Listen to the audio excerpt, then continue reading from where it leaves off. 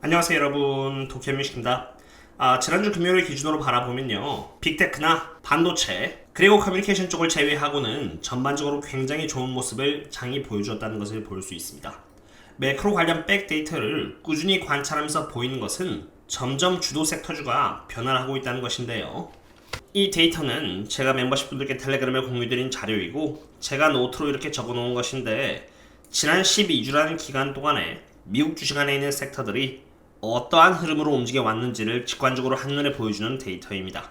각 꼭지점에 이렇게 leading, weakening, lagging, 그리고 improving이 있다는 것을 볼 수 있는데, 지난 12주라는 기간 동안에 테크주가 AI의 붐과 함께 주가의 상승을 도맡아 왔듯이 빅테크 등을 의미하는 S&P 500 기술주들이 여기 이렇게 있고요, 넷플릭스 등을 의미하는 커뮤니케이션 서비스가 여기 있고, 아마존 등을 포함하는 세계 섹터가 가장 좋은 쪽이라고 할 수 있는 1, 4분면의 리딩 쪽에 있다는 것을 볼 수 있습니다. 그러나 그 외 8가지 섹터들은 전부 3, 4분면인 여기 레깅 쪽에 위치해 있다는 것을 볼 수 있는 상태로 기술주들에 비해서 상당히 언더퍼폼했다는 것을 볼 수 있죠. 그런데 저희 투자들에게 중요한 것은 흐름입니다. 흐름 통해서 섹터의 로테이션이 어떻게 일어날지를 볼 수 있는데, 잘 보시면은 리딩 쪽에 위치한 테크주와 커뮤니케이션 서비스 섹터가 점점 여기 웨이크닝 쪽으로 내려가고 있다는 것입니다. 물론 여기서 갑자기 180도 회전을 할지는 꾸준히 지켜봐야겠지만, 일단 지난주 금요일 기준으로 본다면은 이렇게 계속 아래로 향해서 내려가고 있는 것입니다. 반면 여기 제가 쳐놓은 여기 에너지 섹터와 파이낸셜 섹터는 한동안 레깅 쪽에 있었습니다.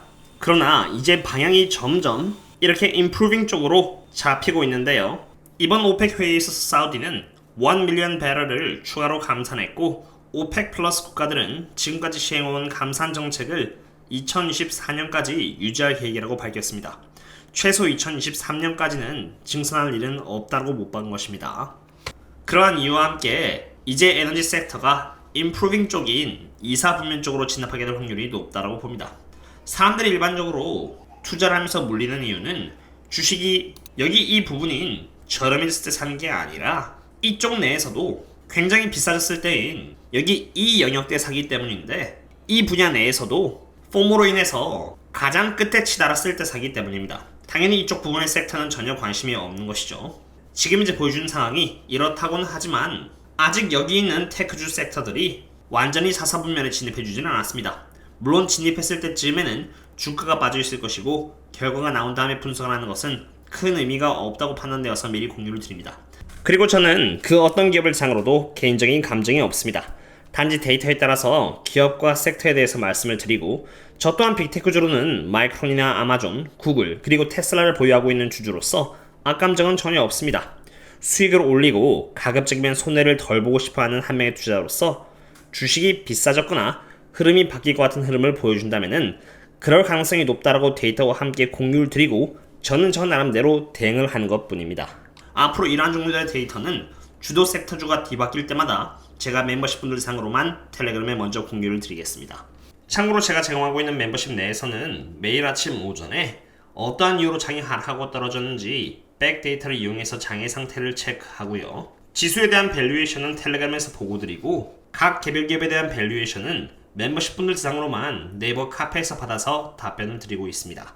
또한 채권 관련 데이터나 차트 분석은 물론이고, 증권사 내부자 리포트라던가 제 매매 내역, 원유 펀더멘탈 분석 또한 꾸준히 업데이트를 드리고 있습니다. 혹시라도 이렇게 저희들과 함께 꾸준히 공부를 하면서 투자를 이어나가고 싶으시다면은 여기 가입 버튼을 누르신 뒤에 여기 커뮤니티 탭 멤버십 전용글을 통해서 텔레그램으로 접속해 주시면 되겠습니다. 그럼 여기서 한 발자국 더 나아가서 어떠한 이유에서 주도 섹터주가 바뀔 가능성이 큰지를 보겠습니다. 주도 섹터주가 바뀐다는 것은 투자되는 돈의 방향이 바뀐다는 것으로, 투자금 대비 아웃풋이 적은 쪽에서 투자금 대비 아웃풋이 많은 쪽으로 흘러가기 마련입니다. 그리고 그 아웃풋을 결정하는 것은 앞으로 그 해당 주식이 얼마나 더 오를 것이냐에 따라 달려있는 것이죠. 그리고 얼마나 더 오를 것이냐는 해당 기업들의 밸류에이션에 따라 달려있는 것입니다. 물론 고평가라고 해서 매도하라는 것은 결코 아닙니다.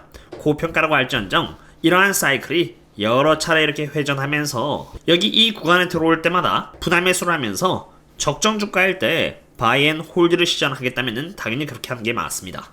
그런 의미에서 지금 현재 기준으로의 밸류에이션을 보도록 할 텐데요, 시가총액 기준으로 여기 1 트릴리언 달러 이상의 3여 개의 빅테크 기업을 대상으로 잡힌 forward PE 멀티플은 32.3이고요. 시가총액을 기준으로 500빌리언 달러에서 1 트릴리언 달러 사이의 기업은 6개가 있는데 이 기업들은 평균적으로 29.7배의 forward PE 멀티플을 갖고 있다는 것을 볼 수 있습니다. 즉, 탑 3 회사들의 시가총액은 순이익 대비해서 32.3배의 평가를 받고 있고 그 외에 탑 6 기업들은 순이익 대비해서 시가총액이 29.7배를 받고 있다는 것을 의미하는 것이죠. 객관적으로 기업들이 고평가인지 아닌지를 판단하는 방법은 여러 가지가 있는데 가장 먼저 개별 기업들의 밸류에이션 하나하나를 체크하는 것입니다. 하나의 예시로 엔비디아를 보겠는데요. 보시는 것처럼 엔비디아는 지금 현재 시가총액이 순이익 대비해서 82배를 평가받고 있습니다. 다시 말해서 엔비디아의 한 주 한 개가 earning per share 대비 82배를 받고 있다는 것이죠.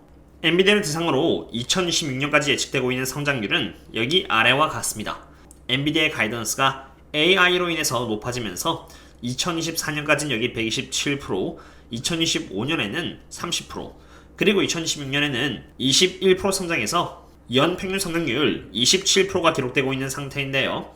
피터 린치에 의하면은 엔비디아의 여기 82배라는 PE 멀티플이 정당화가 되려면은 여기 잡혀있는 연평균 성장률이 82%가 되어야 합니다. 다시 말해서 엔비디아는 27배를 기준으로 바라본다면은 이렇게 한참 고평가이고요. 설사 프리미엄을 감안해서 엔비디아의 적정 PE 멀티플이 40배라고 쳐도 여전히 21%만큼 고평가인 셈입니다. 물론 고평가라고 할지언정 주식이 올라가지 말라는 법은 없습니다. 순이익 대비해서 82배의 돈을 주고 주식을 살 사람이 있으면 주식은 올라가기 마련입니다. 밸류에이션은 단지 대응을 함에 있어서 기준인 셈이죠. 엔비디아를 한 예로 보았으니 이젠 섹터를 보겠습니다. S&P 500의 기술주들이 여기 리딩에 있고 점점 내려가는 추세를 보여주고 있는 만큼 성장주들이 대거 포진되어 있는 나스닥 지수 밸류에이션으로 확인해 볼 건데요. 지수 밸류에이션 분석은 제가 종종 하는 부분이라 제 채널을 꾸준히 봐주신 분들은 바로 아시겠지만 나스닥의 기대 수익률은 여기 3.59%로 PE 멀티플이 27배인지라 굉장히 낮습니다. 지수의 PE 멀티플이 27배인데 특정한 어떤 기업이 지수보다 높은 밸류에이션을 가리킨다면 일반적으로는 고평가라고 할 수 있는 것입니다. 하지만 23년 나스닥 PE 멀티플 27배가 다른 해의 나스닥 27배와 같다라고 볼 수는 없기 때문에 모든 상황에서 공평하게 중대할 수 있는 상황 변수인 여기 10-year real yield를 넣어주겠는데요. 나스닥의 기대 수익률에다가 10-year real yield를 빼면은 스프레드 값인 2.099%가 나오고요. 이 값은 여기 2008년 리만 사태와 비교가 될 정도로 지금의 나스닥 밸류에이션은 2008년만큼 고평가가 되어 있음을 의미하겠습니다. 물론 고평가라고 해서 주가가 빠지라는 법은 없습니다. 단지 더 비싸게 사줄 사람들이 많으면 많을수록 나스닥은 더 올라갈 수 있을 테니까요. 그럼 이번에는 점점 여기 임프루빙 쪽으로 향해 나가고 있는 에너지 섹터의 PE 멀티플을 보겠습니다. 우선 기본적으로 에너지 섹터의 PE 멀티플은 10.3배로 굉장히 낮습니다. 에너지 섹터의 PE 멀티플이 낮은 것은 분모에 위치하고 있는 어닝이 높은 것에 반면 주가를 의미하는 P가 상대적으로 낮기 때문에 저평가를 받고 있는 것입니다. 하지만 물론 저평가라고 해서 무조건 다 주가가 오르는 것은 아닙니다. 에너지 섹터를 구성하고 있는 펀더멘탈이 밸류에이션과 함께 따라와 줄 때 주가는 오를 수 있는데요. 에너지 섹터에 있어서 펀더멘탈은 기본적으로 수요와 공급 그리고 재고량입니다. 수요가 높고 공급은 낮고 재고량까지 낮으면은 원유 섹터의 펀더멘탈은 강해진다라고 보면 되는 것입니다. 공급 측면에서 보시면은 이미 오펙 국가들은 2021년을 시작으로 해서 자신들 정해놓은 원유 생산 목표치를 이렇게 계속 미스하고 있습니다. 지금 현재 목표치도 달성하지 못하고 있는 상태에서 원유 증산을 해봤자 의미가 없는 것입니다. 그리고 베거 휴스의 리포트에 따르면은 여기 오일 리그의 숫자는 계속 줄어들고 있고 프랙 스프레드 또한 계속 이렇게 하락하고 있다는 것을 봤을 때 원유 공급량은 계속 약해지고 있다는 것을 볼 수 있습니다. 그리고 원유 재고량의 경우는 이렇게 계속 하락을 그려나가고 있고 여기 다른 해 대비해서도 all time low라는 것을 볼 수 있습니다. 재고량이 늘어나지 않고 하락한다는 것은 수요는 높고 공급은 낮기 때문에 그렇습니다. 수요가 낮고 공급이 높았으면 재고량은 당연히 반등하게 되어 있는 것입니다. 다른 빅테크들과 마찬가지로 지금 원유는 저평가이기 때문에 제가 이렇게 모아나가고 있고요.